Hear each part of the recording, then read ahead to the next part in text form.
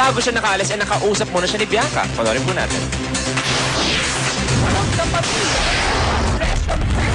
In the US, world-class Charisse muli na namang napahanga ang mundo. After her very successful guesting sa Oprah, isang panibagong karangalan na naman ang inuwi ng international singing sensation sa bansa. Hi, Charisse! Welcome back! May 17th, you were the guest at the opening of Grand Casino Hotel in Foxwood, Connecticut. Pero para maiba naman yung ating kwentuhan, papakitaan mo kami ng pictures ng trip mo dito sa Connecticut. Siyempre po, hindi po mabubuo ang concert kundi dahil siyempre naging live po sa akin si Mr. David Foster. Siya po yung nag-compose ng mga big songs like I Have Nothing, I Will Always Love You, mga big stars like Whitney, Celine. So, sobrang nagpapasalamat po ako sa kanya dahil siyempre, kumbaga ako lang po yung Pinay na na-invite niya, tapos sobrang bait po niya. Ito po yung closing nung show. Okay. All-star po kami kumanta. Isa rin po siyang singing sensation, si Jamaya, then Alicia Keys. Si Alicia Keys, kumusta siya? Bait ba siya? Nung rehearsals po, nilapitan ko po siya kasi gusto ko magpa-picture sa kanya. Of course. So, may humarang po sa aking guard. Tapos pinigilan niya. Sabi niya, no. Sabi niya, hayaan lang daw po. Sobrang bait po niya.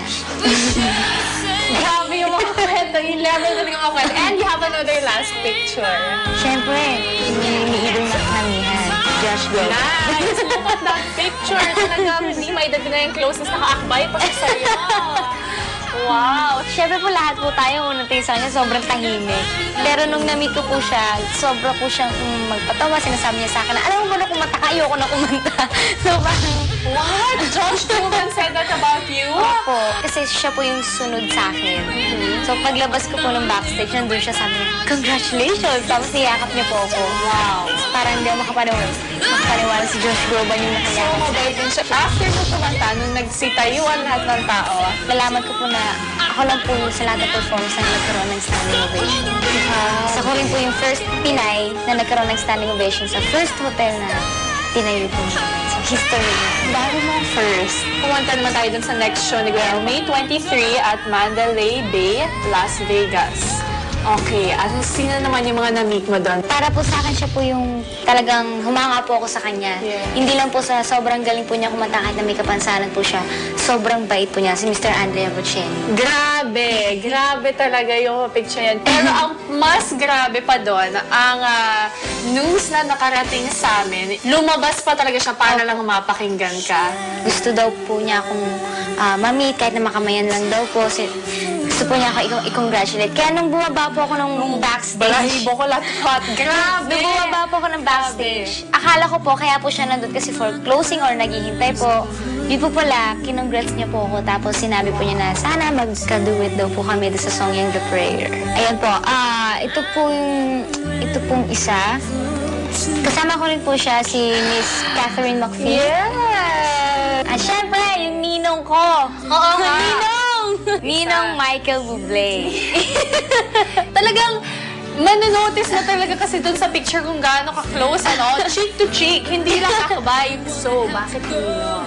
Napanood niyo daw po ako sa Oprah. Tapos, si Tito Martin Rivera daw po, tinuruan daw siya ng mga Tagalog. Right, So, sabi po niya sa akin na gusto daw po niya na siya daw po yung ninong. Ninong daw po. Nabulol pa, ninong. So, sabi ko, ninong. Sabi niya, so, nung day na po na yun, tinawag ko siyang ninong, tapos talagang tumitingin po siya. So, parang sobrang bait po niya, hindi po ako makapaniwala na. Yung aking first debut album entitled Charisse, meron po yan 6 songs. Syempre, yung carrier single po, It Can Only Get Better. Maraming mas maraming salamat. Thank you po.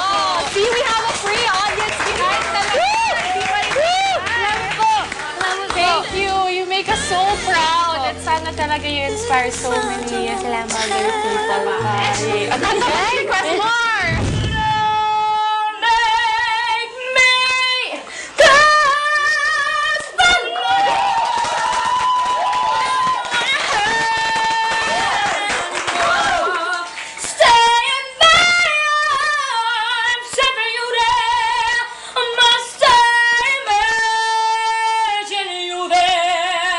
Don't walk away from me,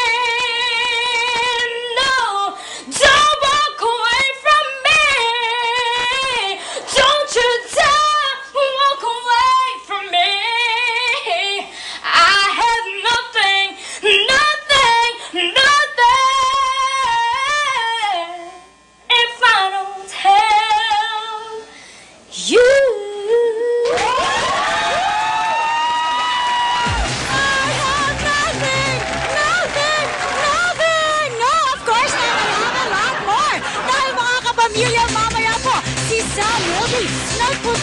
sa Melbourne, Australia.